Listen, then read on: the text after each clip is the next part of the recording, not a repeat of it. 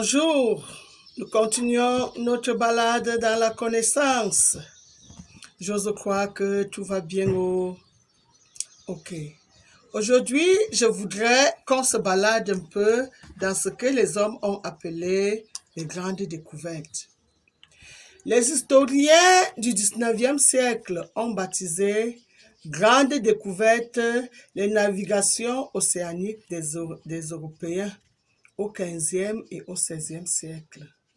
Mais les êtres humains, eux, avaient déjà commencé à explorer le monde depuis la préhistoire même. Les sociétés de l'Euro-Asie et de l'Afrique ont très tôt échangé hommes, produits, connaissances. La Méditerranée, les steppes asiatiques, le pourtour de l'océan Indien, les mers de Chine ont été d'importants lieux de voyage et de transfert à cette époque-là. Dans cette grande période de découverte, l'expérience des conquérants se combine avec celle des savants. Alors, la connaissance géographique a fait un bond spectaculaire. Ceci au IIe siècle après Jésus-Christ. La cartographie du monde connu se précise. La cartographie grecque est poursuivie par la géographie persane. Lorsque je parle donc des grandes découvertes, je veux bien que les humains comprennent la différence entre ce que l'homme découvre dans le temps et le Dieu qui a créé ce que l'homme découvre. Ainsi, lorsque l'homme, dans ses multiples travaux sur la planète Terre, dans ses multiples pensées, découvre les œuvres d'un Dieu, qui comprennent que Dieu n'ira pas dans le sens de ses découvertes, mais que Dieu a fait tout ce que l'homme a découvert, tout ce que l'homme a savouré dans le temps. Ce Dieu qui, avec son immense sagesse, a fait que ce qui émeut l'homme soit, et que l'homme lui-même qui s'émeut des œuvres de Dieu soit. Ce Dieu mérite à un certain temps et à un certain moment d'être vraiment connu tel qu'il est et non tel que les hommes ont des appréhensions qu'il est. Par rapport à ça, j'entre encore dans ce que l'on a appelé les grands courants philosophiques occidentaux. La philosophie occidentale est née en Grèce au 5e siècle avant Jésus-Christ.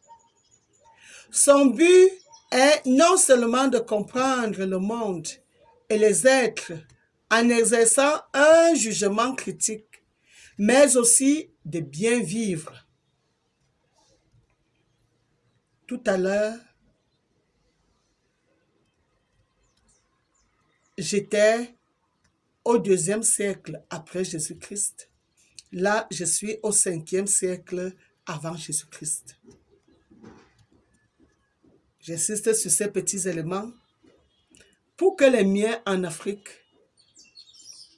et certains aussi en Europe là-bas, en Amérique, comprennent que s'il y a eu un avant Jésus-Christ et qu'il y a eu un après Jésus-Christ, je continue à insister que c'est un repère dans le temps et non le temps. Et que s'il y a eu avant, pendant et après, qu'il y a un Dieu alors qui, lui, était au commencement de toutes choses, au début. Lui qui a instauré qu'il y ait existence et qui a mis sur pied tout ce qui est et qui existe. Et que j'appelle avec beaucoup d'estime, avec beaucoup de respect, maman sagesse. Ce Dieu qui est alors à l'origine de tout ce qui est. Ok, je reviens sur les courants philosophiques. Il y a donc eu d'abord le stoïcisme. Après, nous sommes arrivés à l'épicurisme. Nous sommes arrivés au scepticisme. Nous sommes arrivés au néoplatonisme. Nous sommes arrivés au thomisme. Nous sommes arrivés au cartésianisme. Nous sommes arrivés à l'empirisme. Nous sommes arrivés au criticisme. Nous sommes arrivés à l'hégélianisme. Nous sommes arrivés au marxisme. Nous sommes arrivés au vitalisme. Nous sommes arrivés à la psychanalyse. Nous sommes arrivés au structuralisme. Nous sommes arrivés au phénoménologie, à la phénoménologie. Oui. Nous sommes arrivés à l'existentialisme. Tous ces grands courants philosophiques, comme je vous le disais tantôt, dont le but était que l'homme apprenne à mieux vivre. Si l'homme vient déjà apprendre à mieux vivre, si l'homme est passé par tous ces courants philosophiques pour essayer de comprendre, pour essayer de voir clair, pour essayer de pénétrer ce qui était. Si aujourd'hui on peut dire avec aisance que la Terre tourne autour d'elle-même, ainsi elle avance autour du Soleil, sachez qu'à un certain moment, l'homme croyait que la Terre était statique et que c'était les autres choses qui tournaient autour de la Terre. Si aujourd'hui on peut comprendre que c'est la Terre et c'est le Soleil qui est fixe et que la Terre tourne autour du Soleil, à un certain moment, certains ont cru que c'est la Terre qui était fixe et que c'est le Soleil qui faisait un tour.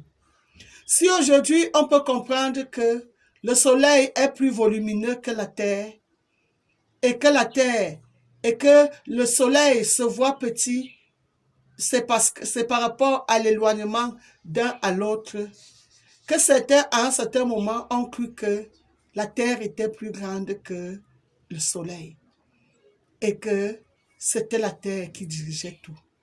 Alors, s'il y a eu des notions selon lesquelles Dieu s'est fait chair et est venu habiter sur la Terre, qu'ils comprennent que cette science également a beaucoup évolué et qu'on comprenne que Dieu ne peut pas se faire terre, car Dieu est le créateur de la terre et qui n'est pas fait de la terre, mais qu'il est alors le géantologue, je veux dire, le plus géant de tous les temps, qui garde dans son sein tout un univers. Alors, les humains, entre ce qui vous sort de la pensée ou ce qui est une inspiration, Dieu est loin d'être une inspiration. Dieu est loin d'être une pensée humaine. Dieu est loin d'être une valeur selon l'homme. Dieu est la réalité qui a rendu l'homme réel. Dieu est la réalité qui a rendu la terre réelle. Dieu est la réalité qui a rendu l'univers réel. Dieu est la réalité qui fait vivre tout ce qu'il a créé. Imaginez-vous si quelqu'un fait déjà vivre un soleil que vous ne pouvez pas approcher. Imaginez-vous si quelqu'un fait déjà vivre la terre qui vous sert de support.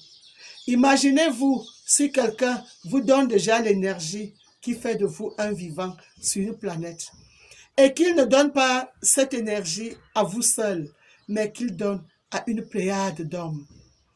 Lorsqu'on parle des milliards d'hommes, un seul Dieu créa ces milliards d'hommes et fait vivre tous ces milliards d'hommes. Et lorsque ce Dieu-là se définit et dit, appelez-moi maman sagesse. Et que moi, Ongono, qui vous parle tous les jours, vient à vous pour vous dire, ce n'est plus une inspiration humaine, ce n'est plus un rêve humain, ce n'est plus un fruit d'une expérimentation humaine. C'est que ce Dieu-là parle. Il dit, dis à mon peuple que je suis celui qui créa ce monde, que je suis celui qui a produit leurs âmes et qui a matérialisé leur corps et qui continue le travail jusqu'aujourd'hui. Alors, je veux bien qu'on puisse arrêter, qu'on arrête ces petits combats inutiles qui ne serviront à rien, qu'on arrête ces menaces qui croient que parce qu'on a menacé quelqu'un de se taire, que la vérité va se taire avec cette personne. La vérité sur la notion de Dieu ne peut se taire. Elle s'impose par elle-même. Parce que, à un certain moment, l'homme ne comprend pas que si lui, il est en pleine évolution à la fouille de la connaissance des œuvres de Dieu, Dieu n'est pas à la fouille de la connaissance des œuvres qu'il a fait. C'est lui qui détient toute science qui a créé. Je veux dire, c'est lui qui détient toutes les méthodes, toutes les stratégies, tous les moyens, tout ce qu'il a utilisé pour que l'homme devienne une réalité. Alors, qu'on arrête de ramener Dieu à l'homme pour essayer de le comprendre. Non, mais qu'on comprenne que Dieu a fait l'homme et qu'il détient tout ce qui est comme paramètre d'un individu, homme. Comme il détient tout ce qui est comme paramètre sur l'individu plante, sur l'individu arbre, sur l'individu animal, sur l'individu roche, sur l'individu astre, sur l'individu univers. Maman sagesse est ce Dieu-là que nous, ses œuvres, nous avons bel et bien besoin de mieux comprendre et de savoir comment vivre avec lui et de savoir comment être épanoui dans ce monde, comment mieux le cerner, comment mieux nous adapter et comment prolonger notre vie sur cette planète Terre. Oui, moi, Maman Bouquet, je vous reviens très bientôt.